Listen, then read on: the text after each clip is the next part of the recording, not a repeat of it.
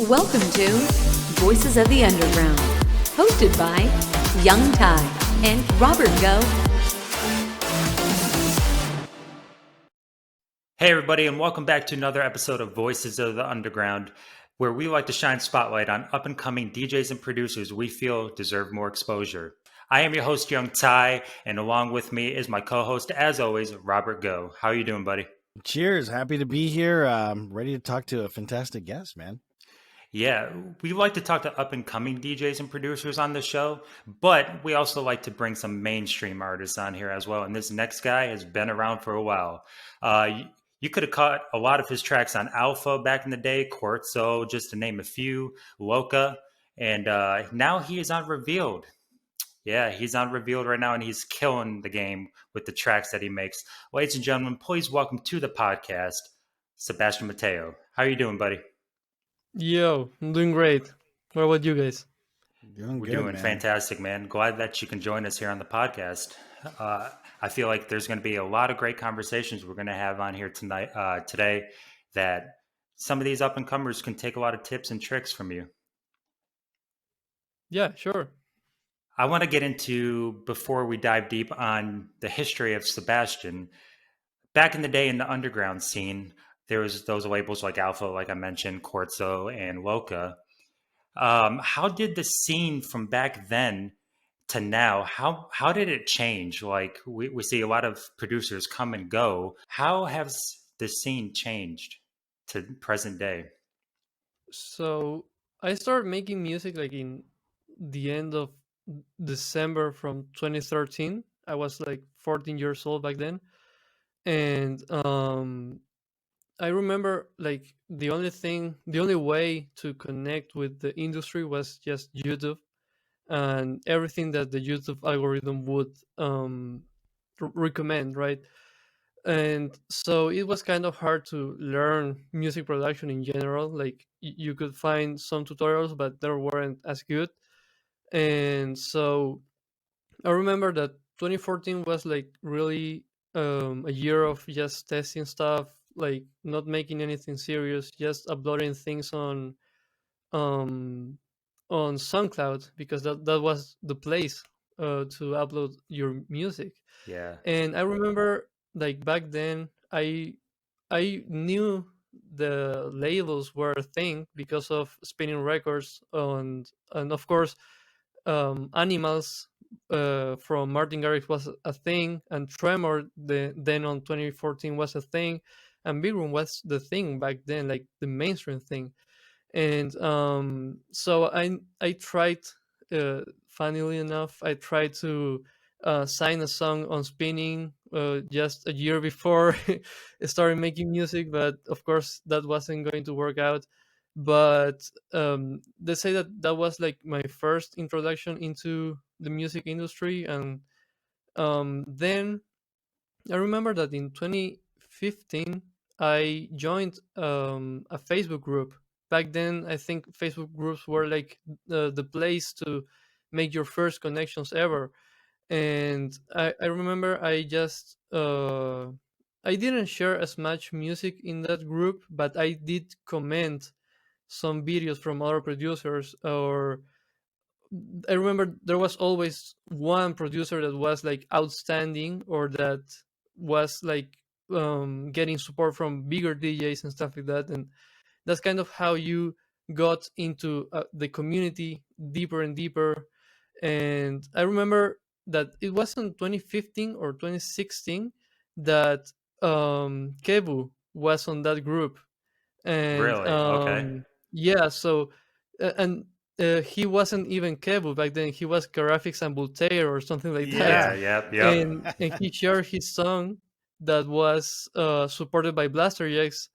And I was like, this guy knows, because I was back then I was like a very big fan of Blaster Jacks. I still listen to Blaster Jacks music, but back then they were like my top producers that I loved back then.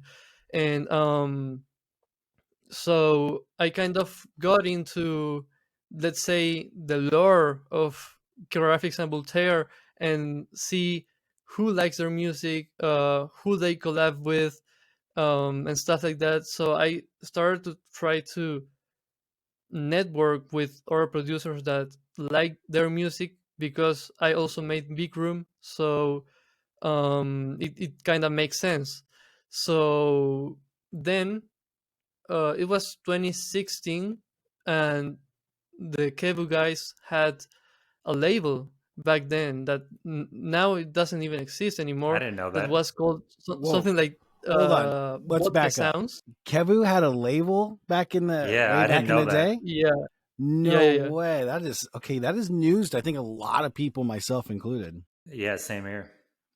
Yeah, so the label was called Vodka Sounds, and it Huh. was just a SoundCloud label. They only uploaded music there, and that was Okay. pretty much it. And I remember that that was like my first aim, but I don't know. I don't really remember if I made it there or not. But I remember I kind of got deeper um into the music industry thanks to a guy from Portugal that is called Miguel. The and I think his artist name was something like Billions or something like that, and he was friends with Kevu, with Joao, right? So and he kind of like we kind of got to talk a lot back then on Facebook, and then we kind of started being friends. So that's how I learned from him, because he was learning from Kevu. And it's not like I learned a lot from him about, let's say, music production, but more about how the music industry worked back then, which was basically aiming to big labels. And if you couldn't make it to big labels, there were some smaller steps that you could take, like signing into smaller labels. And I remember that back then there was this label called Sick Taste or something like that. That was a label from this guy called Tommy Hayden or something like that. And they got a lot of streams on SoundCloud because they had like a huge repost network. And I remember that at the end of 2015, I think I managed to release a song over there. And yeah, then in 2016, I released. I don't remember. I don't even remember that much how what songs I released back Hey man, then. you make so much music that you just forget sometimes. Yeah, sometimes that's how it is. But in 2017 is when things got interesting, because I started making like better music. I wouldn't say that the music I made back then was that good, if I'm being honest. But I got my first support from Blaster X that year, and I was like super happy about it. Like it was like a huge milestone. I remember I was in the middle of a test during like I remember I don't even remember why I was checking my phone during the mid the like Because during a Blaster test. Jacks hit you up, man. And a friend, no, it was it was Quartzo owner, uh, who he was called Pedro. He was from Brazil, and he hit me up and he says, "Yo, check the latest Blaster X podcast or radio show," and I checked the playlist and I see my song there, and I was like, "Wait a minute, this is happening." But now that I remember, I'm skipping something important here, and it is that in 2016 I got my first two big supports. It wasn't. I just remembered back a minute ago. I said I don't remember anything about 2016, but Because now we're I diving remember. deep. Yeah. Yeah, we're going I down there. got my first support ever, from Timmy Trumpet. It was like the demo of the week, and it was a song I released that year that was called Journey. It was on a label called um, I think Kida or something like that. It was a weird name from a guy from Portugal, and a guy that I got connected thanks to this friend of Kebu, and and I remember that that label got some like contacts with Cell Recordings back then. So, So Legendary so label, but man. only on the promotion side. So my song would get some repost from Cell. So I was like, yo, I'm winning if I do that. So yeah, I released that song there, and that song not only got the Timmy trumpet support, but it also got the Ibis V support. And that was like, yo, two supports from two big artists that year. And that year I started the project of Sebastian Mateo, because oh, so you I weren't I going by started Sebastian making Mateo?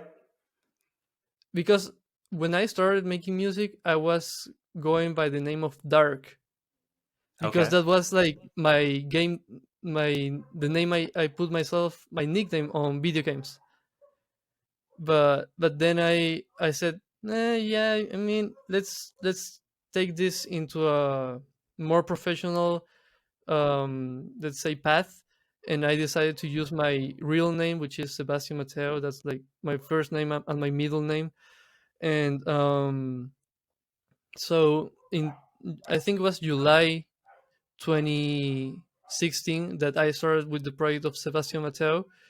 And then on September, I got the first support from Timmy Trumpet. And then on early October, I got the first support from Ibis B. I think And I speak for all your fan base that it worked out well using your name over your Yeah. gamer tag. I think it. yeah, for sure. I Yeah. think that's a good part of history there. I think it worked out. Yeah, some people can use their Yeah. name, not everybody.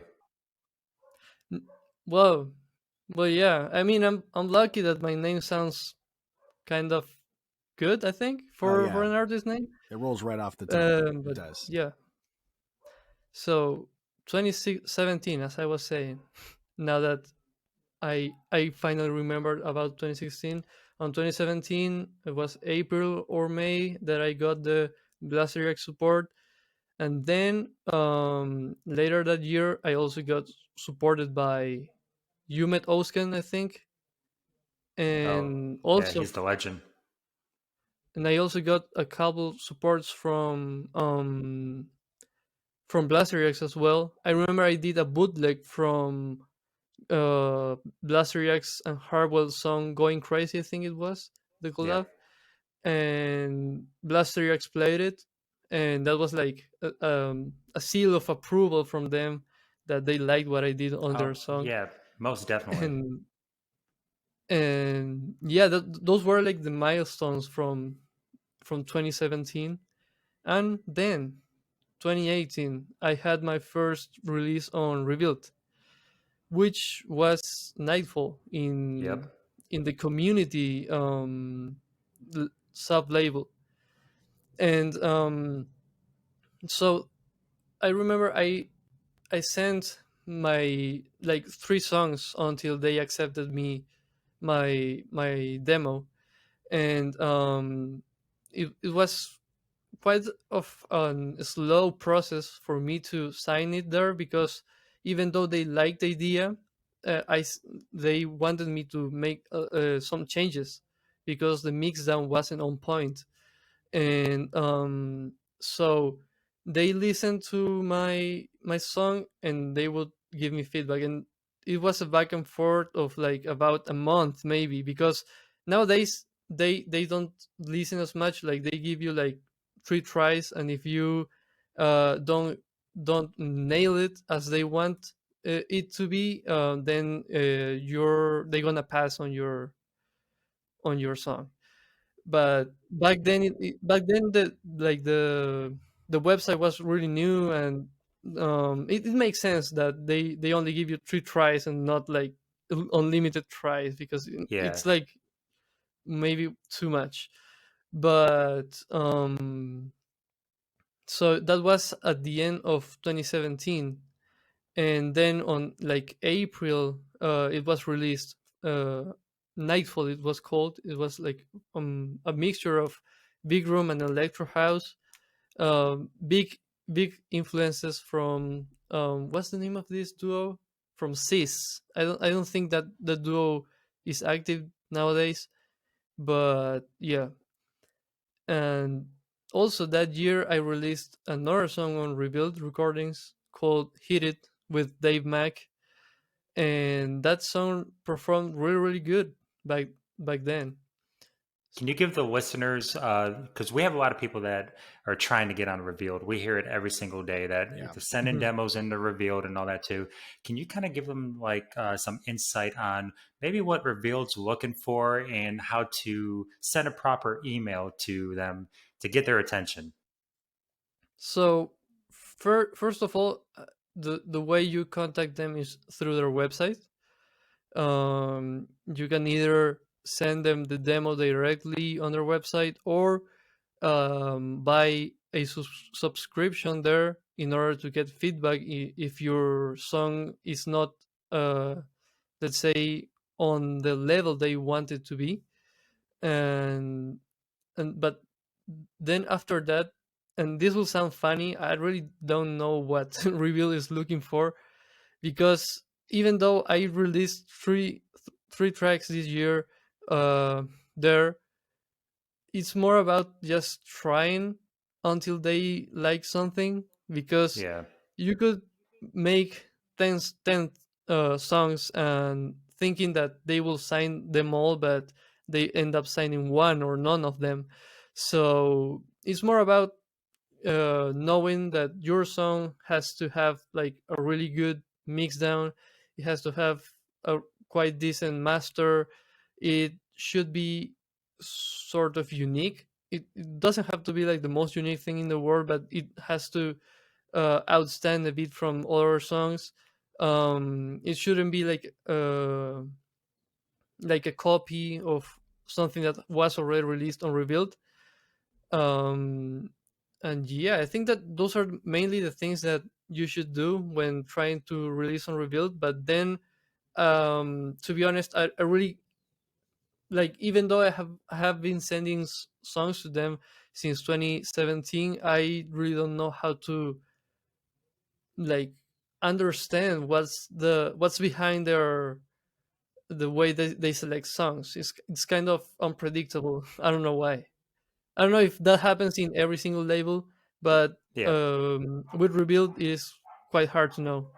Their taste can change. Like one day they can like big room, next day it's all about progressive. So it's kind of Yeah, it seems like it's kind of hit or miss. They are. They have a lot of different genres, and it's funny because obviously, they've gotten heavy into the bass house stuff, which has gone away a lot from the original big room and progressive and whatnot. So yeah, you're right. I think it's a moving target, and I think that's what we tell guys: make what you like, because if you're trying to chase a label and try to pin down a certain genre, then I feel like guys are just going to be chasing fads and they'll never really get to anywhere as an artist. yeah. But yeah, so you're on. Okay, so you've signed these tracks now, obviously over to Revealed. That's kind of where we're at. Where so since then, what have you been doing, Sebastian? As far as like, how has your music changed, and how has it progressed? Right, since you've signed those tracks to Revealed, how have you evolved as an artist? So in 2018, I signed those two songs that were big room, Mm-hmm. and now you could be wondering, but why are you making bass house now? Mm-hmm. And it all happened that same year in 2018. I went to Amsterdam to have my first ever DJ set on Amsterdam at the Revealed night during the ADE event. And I remember I was, of course, meeting a lot of new people and introducing myself to a lot of new people. And I remember I kind of got, I don't know how to express this, but I felt like being just a big room producer wasn't like enough for me.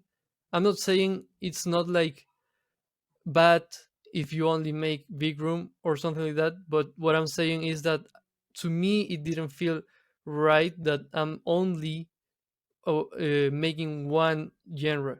So when I came back to my city, I was like, I should try new stuff, and that's why all of after ADE, I started trying to make some new stuff that I didn't make before, like um, some sort of combination between the big room I made, but more with maybe house elements or electro house elements, and that's how I signed in 2019 Pompero with Cinco. With he's a Yeah. producer from Portugal, and I also released like this with Blackbusters, which was a duo from China, but um, the that duo was with DJ Steve and another guy, but they stopped working together. So now it's only DJ Steve. But yeah, I released those two songs that were more like they weren't like fully bass house, but they also weren't fully big room. They were more like a combination in between, like more some sort of let's call them like electro house, I would say.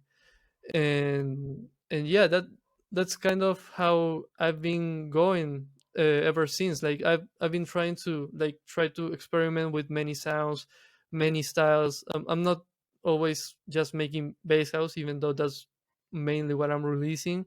And trying to make like maybe some tech house, then maybe some future house. So yeah, that first time I went to Amsterdam really changed the way I felt about my own music. Well, let's talk about ADE because we had a guest on a few episodes ago that went to ADE, did a back to Mhm. back with Outrage at the Revealed Night. And let's just talk about ADE as in connections and how important it is to meet people and social networking. How you said it changed and it helped you. How did it really impact you a lot? So I remember I met like a lot of people back then. Like even that week I met Harwell himself. Really? So Okay. I saw these these people making for example, I don't know, there was Kevu, there was Gmax, there was DeFi, all of these guys, and they were making like a lot of music that was really cool. And I don't know if I felt like maybe my music wasn't as good or that my music was good, but I knew deep down that I wanted to go and step further. So maybe it was the motivation of seeing them all there at the same place that I was, because we were all at the backstage, for example, meeting new people at the reveal night event with Harwell over there, and I don't know, maybe at the other corner of the room, there was Maddox and all of these crazy producers, and it kind of made me feel that I could do better as a producer Yeah. now. And this is something I'm saying just now that I'm realizing this with talking with you guys. Yeah, let's talk about that big room to base house evolution because you touched on it. You went to ADE, or at that point you were making big room. Yeah. What did you see that it said, "Hey, maybe this genre isn't necessarily all I can do"? Like, because big room was pretty big, and I know it was kind of slowing down at that point in time. So yeah, what really? I guess how would I say this to a lot of your fans who maybe started with you in the big room scene is what really motivated you to get into bass house? And then the follow up question to that is, do you see yourself? Do you see Big Room kind of coming back on the upswing, or is that just something that maybe you've kind of, as an artist, evolved from not doing as much? So I think that what motivated me the most to make bass house music was that I I listened to Big Room ever since it got trendy on 2013 with Harwell, Blaster Jacks, Martin Garrix, and I it's not that I was getting tired of it, but I wasn't getting as much inspiration from it because uh, it's like it's a bit weird because if you get to think about it, EDM industry or indie EDM artists are the ones that get the most stuck on one sound. Like if you listen to some of big artists from 2013 and the music they make now, it's quite similar. But if you listen to a mainstream artist like, I don't know, like let's say Ariana Grande, she makes a total different type of music from what she made back in 2013 to what she makes now. So I needed that new mindset on how to approach making music. So back then, at the end of 2018, um, the labor from Martin Garrix stamped was like doing a lot and a lot better, and they were releasing so much cool music, and I was like, wow, what is this new music? What is it about? And it was really inspiring for me not to aim there specifically, but for me to give a brand new direction to my sound. And yeah, that's for the first question. For the second question about Big Room, there is a podcast of me saying that Big Room is dead back in the start of Oh man. 2020. Oh, okay. But No, this is great. No, because we have talked extensively, and I'll let you finish your answer, but like I want you to feel free to put that perspective out here, because I think when you look at things from an independent standpoint, and you've put out some very interesting tweets, right? And you've talked about this in a public forum. And I like that. And that's one of the reasons that I'm excited that you're on the show, because you have this voice and you have this strong conviction about it. And yeah, so air it out, like share it with us, because I think, because we've talked about some of the issues within the Big Room genre as well. Yeah, the toxicity. yeah, so uh, going back to when I was on that podcast back in 2020, on March 2020, before it all went downhill. um I was like, why is Big Room dead? And I was like, there's no innovation sound, there is no new stuff coming out. The Big Room labels are not performing as well as they used to. And I was like, this song, Big Room Never Dies, was just released, and now Harwell retires.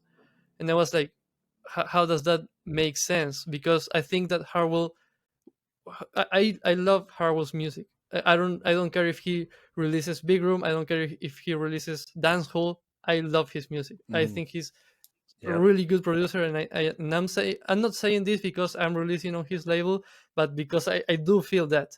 And and so, but if he's not there, I I was like, why is Big Room alive if he's not there playing music, releasing music? And so that was in March 2020. But what happened later that year? That later that year, I saw rape culture making some sort of comeback. Like I saw the community of Big Room getting all together, just enjoying, loving the new stuff that they were releasing from Kebu, Savers, ANG, W&W, Yeah. Axmo, and all of these guys. And now my perspective has changed from it, and I wouldn't say that it is dead anymore. Maybe in March 2020 I could say that it was dead, but nowadays I don't think it's dead anymore. I think it has a quite interesting niche that is quite passionate about that style of music. And I think that when that let's say that Big Room was here back in March 2020, and now it is raising, but we could see it going even higher if it performs well on festivals, now that everything is going back to normal. And probably 2022 will be full of festivals here and there. I think that if it performs well over there, it could still go up and up and up. I think But yeah, only time will tell. it was on life support. I agree with you. I won't go as far as saying dead, as the owner of a Big Room Never Dies merchandise, but I will say on heavy life support, I agree. And you're right. I think rave culture definitely brought something, but I think they did a good job with Axmo and bringing something a little bit different. So you're getting a lot of the big room elements, but you're getting it at a higher tempo now, right? So rave Right. culture has put things at a higher, so it has like some of those big room leads. Obviously, what Ollie James is doing, we've touched on that before. So it has like evolved because you're right. I think if it would have stayed on the same path that it was in March in 2020, we would be talking about it being really under the ground. You're really dead. But Yeah. I think now you're right. Rave culture gave it a huge shot of adrenaline. And yeah, I've also said in 2022, there's going to be so many festivals. Everything's going to be back in full swing. Certainly, this is what I believe. I think we're going to see it. I think we're going to see a big comeback. I just think it's going to have to be a little bit different than what it was. And again, that up tempo with even it doesn't have to be like 150 up tempo, but like 138. We see what A&G is doing Right. there. You know, I know Jackson Vega has a big drop this week on a harder track. So I just think, yeah, it's evolved to where now it's back in the conversation, which is great to see. Yeah, absolutely. Okay, well, let's talk social media. Let's switch it up. How Yeah. important do you how important do you think it is for new artists or even us to have social media and get yourself out there? Because we've seen that you have a TikTok that is doing amazing, by the way. You got like Thank you. 180,000 followers. 2.5 million views as of today's Yeah, recordings. Congratulations, man. it's incredible, man. Thank you. You're doing great on YouTube and all that too. So, how important is it? It is the most important thing an artist has. Is like, I think that if you give me like a chance to rate out of 10 how important social media is for a producer or an artist in general nowadays, it's a 10. And music is a 9. It's not even Yeah. like the most important thing anymore, I Yeah. think, at least. And I'm going to give like an interesting perspective here, because I love to be like vocal about the things I think. And I think that the product you have needs to be, let's say that it shouldn't be like the best thing in the world, but it should be um, as good as how can I express this? So if you have a decent brand, and if you know how to sell your product, the product will be good. Because if you show your product to people that don't like it, it of course will be bad. But good or bad is kind of a subjective thing. So I don't believe there's one good thing or one bad thing, because then we see some parody songs, for example, going viral and doing really good, or songs that are bad but they perform well on the streaming services. So this back in starting last year, I think we just realized um, that it's not really the product, but how you distribute it, and how you market it, and how you work around telling a story around it that will kind of decide if the product is good or not in the end. So that's Yeah. why I'm more concerned about how my social media is performing rather than making the perfect product. How much time on social media do you spend a day? a lot. I don't Okay. know, because I really enjoy TikTok. I really enjoy Instagram. So I'm always on those Mm. two social medias, and then so TikTok, it's a place I studied a lot, even though I like it, and it's kind of a place I enjoy the content that is shown to me, thanks to their incredible algorithm that will always kind of learn from you and show you the best type of content. Mhm. I try to learn as much from it because I have like I'm using TikTok ever since the end of 2019, I Okay, think. so yeah, you've been on that platform for a little while. It's great because I'm in a group, and a pretty big group, Discord group, and I've gotten on my little hill, and I've talked about the importance of TikTok within that producer community, and these fucking guys want no part of it. They're like, I get a lot of pushback, which is funny because I'm the senior citizen in that group, and I'm trying to tell them like, hey, this platform, there's space in there for us, because I feel like with Instagram, Yeah, as great as it is, there is, everybody's on there, right? Dimitri Vegas, like Mike, Ollie James, everybody's on there. They've got their millions of fans, so it's a very crowded space. I think in TikTok, especially in EDM, there's a lot of room. There is no presence there from some of the big artists, and their fans, as we know, are on that platform looking for something else. I feel like, and you've captured a lot of those fans and built your TikTok up. I just think that's the play right now, and there's space in there for us to make it big. but it is also important to know that even though I've been using TikTok since 2019, my first viral video happened in like November, or no, actually December 2020. Yeah. So it's not even a year that it happened. And but how did I start using TikTok? It was, I think it was thanks to Gary V, Yeah. because he was like very pushy about it back in at the end of 2019.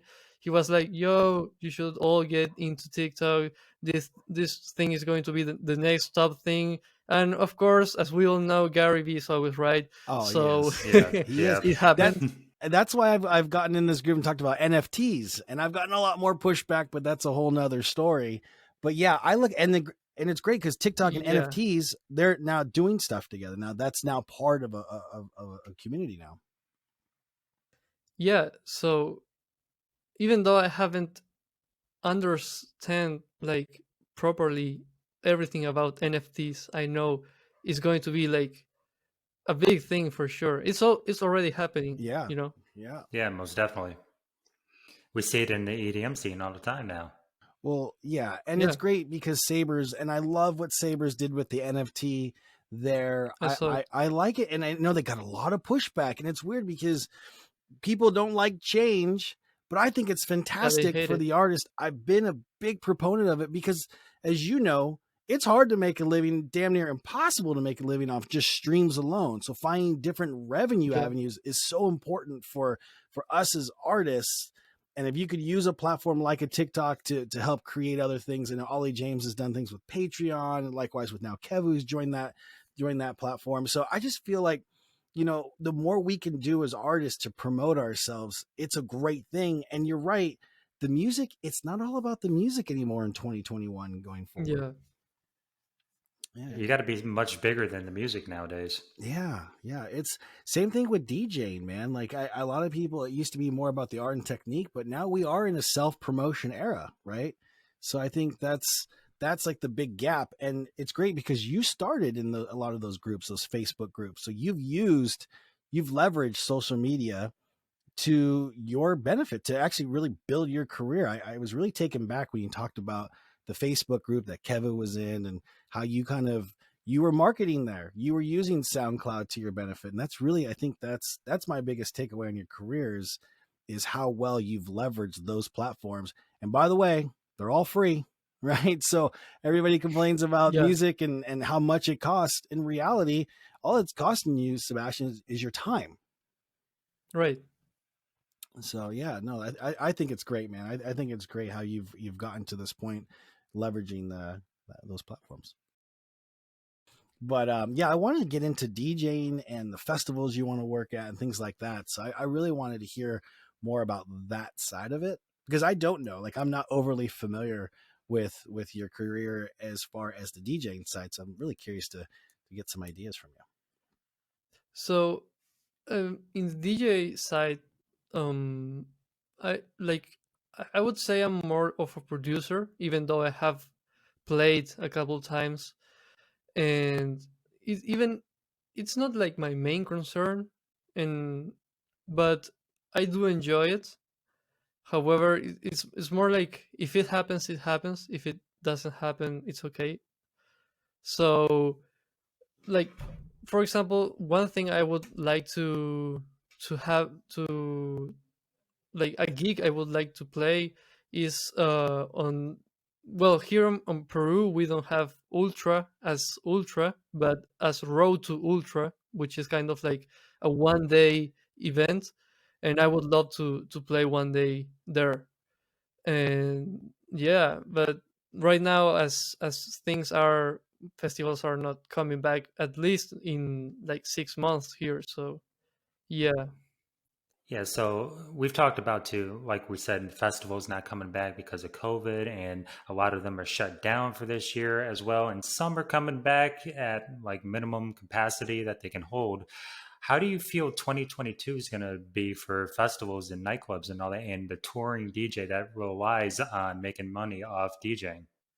So I think that now that TikTok is a thing, now I think more DJs will be willing to make some sort of stunts and stuff like that in order to blow on social media when you have, like, let's say that when you have people watching you and you have them uh, like if you have their reaction recorded, that's kind of some sort of validation in order to get your content spread in a better way. So let's say that I don't know. I'm thinking about Timmy Trumpet doing something crazy on stage, and Like he people always does. react.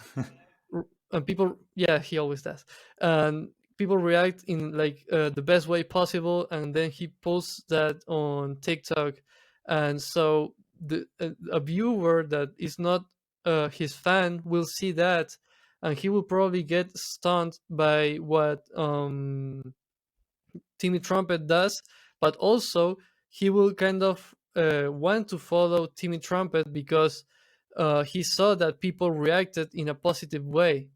So that's, I think, what is going to happen more often on festivals or clubs even. Yeah, yeah, I definitely agree.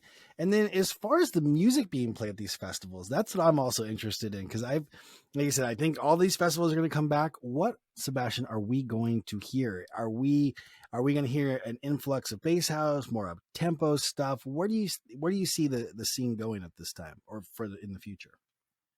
So I think that it's kind of hard to tell what I'm going to be playing now in the next year, but it will definitely be something like, of course I'm going to play my own songs, Mhm. but also I would love to kind of try to play my mashups, the not only like the big one mashup I had on TikTok, but also try to make mashups that have some sort of potential to perform well on social media. So when I play them live, they work well, and then I can kind of post them online and kind of uh, spread them around and try to get one of them to go viral. But I will do that with, of course, bass house music. I may play some big room for sure, and who knows if something more upbeat, but I haven't thought much about it. But that's one thing for sure about the mashups. Yeah, actually, okay. So now that you bring up mashups, you and Ty were talking about mashups, the importance of them. prior to the show. You guys want to elaborate on that a little bit for our audience? Yeah. So we were talking about how I went viral with one mashup I did back in. So the story goes back to 2018 when I was at my dad's car, listening to the radio, and this Taylor Swift song played, and I was like, "Hey, I think this song might be at the same key of this other song from 2 Feet. They might work together perfectly." And so I went back to my house, and I opened my DAW, and I started placing the songs together, and it worked really good. That was just back in 2018. There was no TikTok, so I just abandoned that project and never really opened it back to poster or anything. I just shared it on my Instagram stories, but that was pretty much it. And so then I remember I was about to go to sleep. I was already with my eyes closed, but I for some reason I thought about that mashup. So I grabbed my phone and I wrote the on my notes that I should make a TikTok about that mashup. So the next so in the morning I wake up and I recreate that mashup once again, and I then wait a bit for for me to record it. I recorded, and the next day I posted, and then I remember I don't know what I was doing, but I remember I got a message from my girlfriend, and she says something like, "Yo, your latest video on TikTok is performing really good. Go check it out." And I go check it out, and it had like in like an hour, it had like 10K plays Wow. and like a lot of comments, and there were some comments that were kind of hateful because they were saying that they heard that mashup before, and I was like, but it's me that I'm literally the first one to post it on the internet because I searched for it on YouTube, and there was no such mashup there. Yeah, did your but, research. but yeah, the hours passed, and the video was going more and more viral, and by the night it had already 1 million Wow. plays, Wow. which is kind of like what 12 hours. Maybe in 12 hours it got that amount of plays, and it was like crazy. And now it's at 7 million. Like, it's Jeez. And incredible. now it's at 7 million. That's incredible. Yeah, no, well, Matt, I think what made it go viral, you think it because it's a familiar song and it's a new twist on that, and that's kind of what had helped you go viral? Was the video, like the editing of the video? What component you think made it get to that level? So I think that first of all, I think it's the wow factor that mashup has, because you wouldn't expect the mashup to go that way. But I also think that, of course, the Taylor Swift fan base is crazy, and they love Yeah. everything about Taylor. Yeah. So if they hear someone doing something great with the music from Taylor, they will make sure everyone listens to it. So I think that that's one important factor. But also, I think that there was like a meme around that Taylor Swift song, that when there is one part of that song, the drop of that song, but it was like some chants from Taylor, but they replaced them with like a goat scream or something I like that. remember that. I remember You guys that. remember It was a that? big thing back in the day. Yeah. So I think people kind of got confused between that and the mashup I did or something, that they kind of got familiarized with it way too fast. So it kind of so I think that that may have helped to make them push the like button and comment something. Yeah, because you've been making a lot of mashups on TikTok and all that, and even for up and comers, like we've been talking about this whole time, just making mashups and all that and posting it online could get you a follower base and people getting, giving you their attention, and then you can start hitting them with that original music, those remixes and all that, and they can see, okay, Sebastian's making some good stuff. Let me go ahead and follow him on all his socials, and then that's how you Yeah, get some more fans too. It's all about the content. and so I then after that that mashup went viral. I remembered again Gary V's words, and he was like, "If you do something right, double down on that." Yeah. And I was like, Yeah, "Yeah, he's absolutely exactly. right." So I started making a lot of mashups and started posting them, and I made a lot of them until I got kind of bored of making them, and also um, I remember that they weren't performing as good anymore. So I was like, okay, there's no problem. I will switch back again to the content I created before that mashup, which was more content related to myself, my music.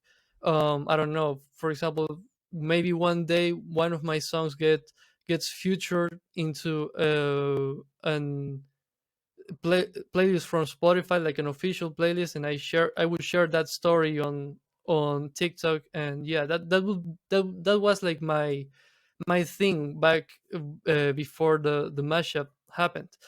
And so, for example, I also posted one mashup from Billie Eilish and Eminem, and it performed quite good Yeah. on TikTok. So I decided to post it on YouTube. And now on YouTube, it has 2 million plays. Oh Oh, man, that's geez, man. awesome. Yeah, I mean, I don't know. I don't know why more artists don't take advantage of this. I'm certainly guilty of it myself. Like Same. it doesn't cost anything. I mean, even if you do a cover, right? I mean, you look at Right, what Outrage did with Move It, which is the highest stream track on Intensity's label. Okay, that and to get, and now with the way they made the law in 2018, it's not hard to get these mechanical licensing. And then Edge of 17, they followed that up with a house remix of Edge of 17. And then, Revealed certainly has done this. I'm surprised that it's not as more prevalent, because you can use a familiar name and he said make a twist on it and kind of build your artist profile. right. Yeah, Yeah, absolutely. Yeah, it's all about the cross platform with the yeah, content. yeah. Yeah.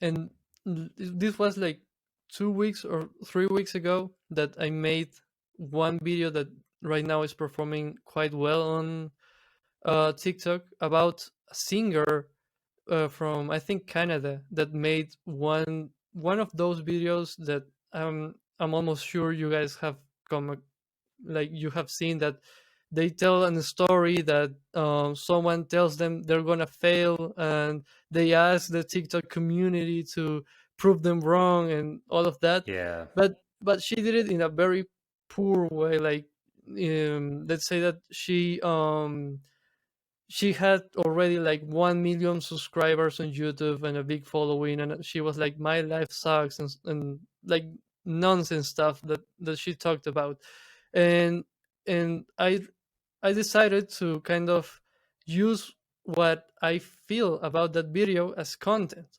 So I Mhm. was like, "She's talking nonsense. That doesn't make any sense. She has already a following. That song will perform well anyways." So and she's basically lying to the audience on TikTok. So and I'm talking about 1 million on YouTube. So that's like even a bigger thing. Yeah. So but what happens? I cannot reply to a video in English because on TikTok, I mean, because the video will get recommended at first for people around your area. So in Peru, everyone speaks Spanish, and if it, Yeah. it is and if it goes viral, it will start getting recommended to people around Peru, like Colombia, Ecuador, Chile, and all of that. Right. So I replied to her, but in Spanish, of course, because I know that she's probably never gonna see the video either way, so I don't really care.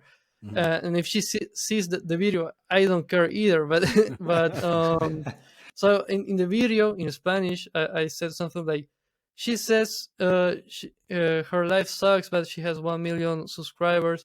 She says she's from the middle of nowhere, but she's from Canada, and the music industry is way more developed there than the one here in Peru. And so I kind of gave a little bit more context on why she's ridiculous, and why even though I'm not in like a first world country and all of that, I'm not complaining, and I'm like grateful for what I have and all of that. And at the right at the end of the video, I am like, so if you want to follow someone that is grateful about their followers, maybe you want to follow me. Yeah, And a little a lot of, self like promo. hundreds of people have followed me the past 3 weeks thanks That's to that. awesome. And you bring up an interesting point. Your TikToks are in Spanish, and and that's Yeah, obviously on purpose, and there's thought behind that. And you said it's because the neighboring, well, not only your country, but the neighboring countries predominantly speak Spanish, right? And that's yeah, the reason yeah. I found So that interesting. because I started initially making TikToks in English, but they Mhm. wouldn't perform well, and I kind of, this is kind of, mm, I guess, I don't know, because I'm some sort of marketeer at heart, that I kind of recognize this. But Mhm. most of the videos I got recommended on TikTok, once TikTok got kind of more popular around here in Latin Mhm. America, I started watching that most of the videos that would get recommended on my feed are in Spanish. So I was like, maybe they know I'm here in Peru, and that's why they recommend me Right. videos around my area or around this part of the continent. And so I was like, maybe I should try that too. So I started making videos in Spanish, and yeah, they started performing well immediately. Yeah, I like that you understand the temperature of the room, or in this case, the algorithm. I think a lot of people kind of thumb their nose at it, but quite frankly, it is important, right? Like a lot of things that are Yeah, recommended to us is through this algorithm, and if you understand it, you really can get a stronger outreach. And I think that's ultimately, what artists were looking for, is to touch more people and to have them hear our work. So I think I mean, it's quite incredible that you have understood. You've done some tests, you've done some trials, and it seems like you've really dialed in on it. yeah, and I've also been in like many algorithms on TikTok, because like they would recommend me some sort of content from one period of time, and then they would stop recommending me that type of content. So Hmm. I've been through many type of content, like political content, LGBTQ content, African American community type of content. I don't know, so many type of content that I think it has helped me a lot to understand the different type of, let's say, people that are on the platform. What do they like, what do they don't like, what type of videos perform well in different communities around TikTok. And yeah, so I think it's really important to pay attention on what you consume, because we usually think only about, like, we're artists, people care about our stuff, and that's pretty much it. But it's not really that way anymore. It's more about um, paying attention on what you like, and kind of reverse engineer what they did for you to like that content. That Yeah, is exactly. well said. Reverse engineering, well said. You nailed it. That was fantastic. Okay, I have a question here, a little bit off the social media. Who are you listening to right now? Who's Sebastian Mateo listening to? Who you vibing out to? Who's kind of got your ear as far as music that you're streaming? So this will be funny, because I don't listen to that much EDM, Hmm. or at least not as much as I did back when I started making EDM. I've been listening to, so my favorite artists, for example, are the 1975, Charlie Puth, Black Bear. Um, what else? Well, those three are like my favorite artists right now, and right now, I don't think I'm like a fan of anyone at the EDM community. I don't think Interesting. because I was like, for example, I was a fan of Harble, but he's not active anymore, so Mm, I don't know if I'm a fan anymore. but maybe when he comes back, I'm there back again. But this year, when it comes to EDM, I've been listening to a lot of Porter Robinson because he released this his album this year, and I think that that album really connected with me really good because he thinks I mean he thinks sings about the struggles an artist goes through, but mhm, not only from the perspective of like a general artist, but an EDM artist almost, because he talks.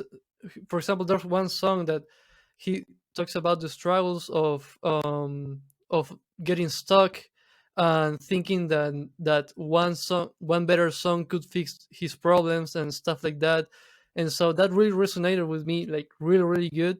And yeah, so that's kind of what I've been listening to lately. Can you say that the artists that you named kind of influence some of your sounds that you use in your productions? mm, Maybe not them specifically, but definitely the whole style of sounds they make, because they appeal to such a general audience that they kind of make me think that as again, as I was doing on TikTok, which was reverse engineering. When I listen to pop music, which is something everyone likes, I kind of try to pay attention on what are the elements that they use in order to make their music likable for most people. So it's not like it's not really that I'm kind of using their sound or what they use on their productions on my productions, but kind of like more about the structure, how they develop their music and all of that. Interesting. Yeah. Because you have that unique sound, like you turn on a Sebastian Mateo song and you know it's you, man. Like I told you off camera, I've been a fan since 2017, and I can hear those distinct sounds that you use in your tracks. So, but not a lot of artists have their your own unique sound. So it's very refreshing. yeah, yeah, especially in the age of FLPs and silvers. Yeah. Which okay, for our fans, because I'm gonna give some young Ty some. I'm gonna give him some shine right now. I'm gonna let him get on me a little bit. Sebastian, what DAW do you use? I already know I this use answer. Ableton. Wait, what? You use Ableton now? I thought you you used FL you do Studio. Rob, you're doing this on purpose. No, I I swear to know God. that you do that. Wait a minute, time out. Didn't you use FL Studio before? Yeah, I switched to Ableton like in June from last year. Let's fucking go! All right, now, Okay. man, let me take that back, Ty. Now you're gonna have to wear this for another 2 weeks. We got an Ableton guy, and you see, he starts out in FL Studio when he's younger, and as you get older and get more mature, you move to Ableton. That's just the Okay. natural. That's the Okay. evolution of life. Sebastian, the past couple episodes, Rob's been getting on me about Oh, this I've been because wearing them I'm out. FL Studio. I've been wearing them Yeah, out. and every guest we've had on has been FL Studio. So let me say this for the community. I've mentioned Kvu and Blaster Jackson, Martin Garrix, and all those guys are still using FL Studio. In that, I'm going to start a hashtag on Twitter, Okay, and it's going to be I got, I got, I got, I it's going got, to be. I got two letters for you: W and W. All right, I'm gonna go back there every time. You can't drop Kevu on me I when I can know, throw but out Cashmere, Hussman, who you want. I'll name them all.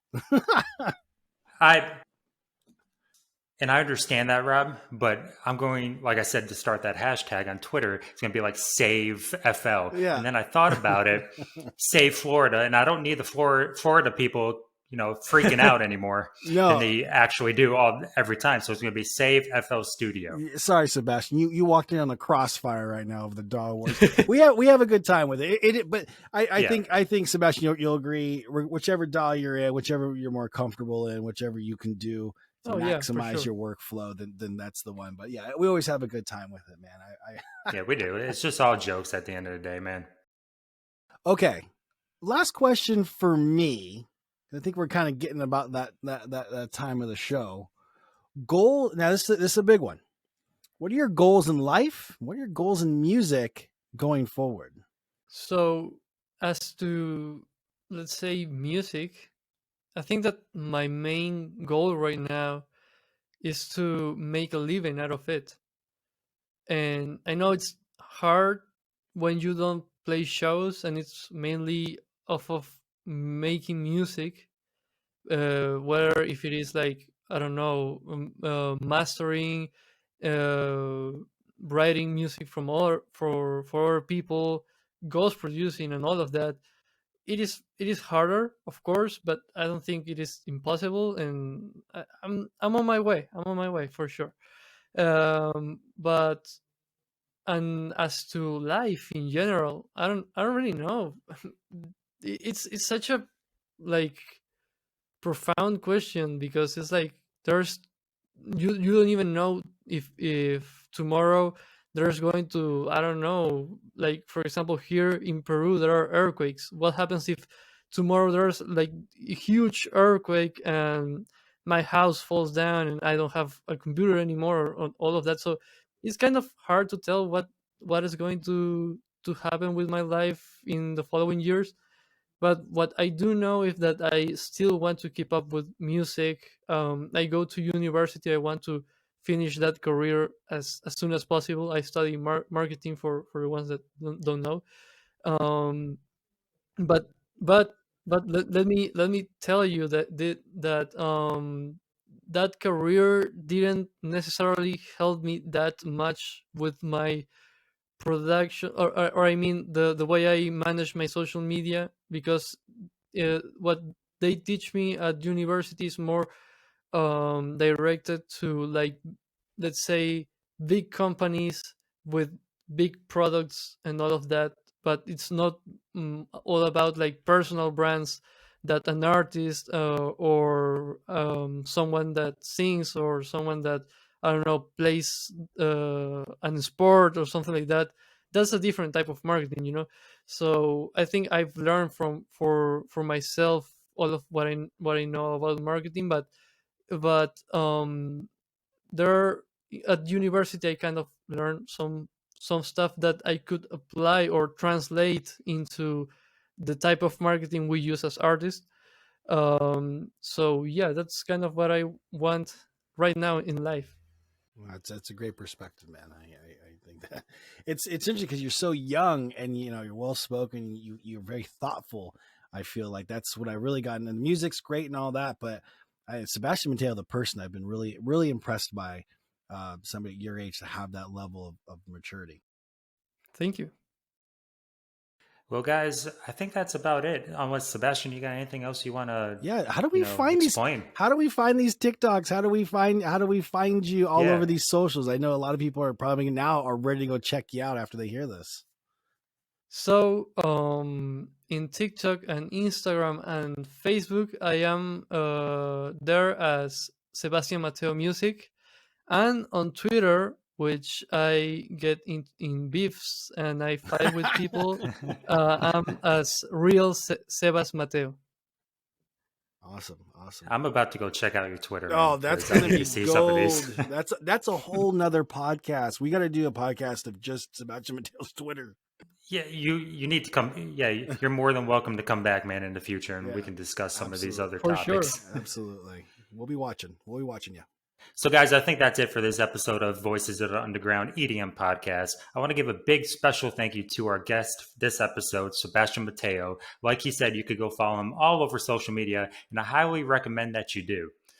And like always, my co-host, Robert Go from Project 10K. You could go and follow him at Robert Go on Instagram, and you can find myself at Young Ty on Instagram.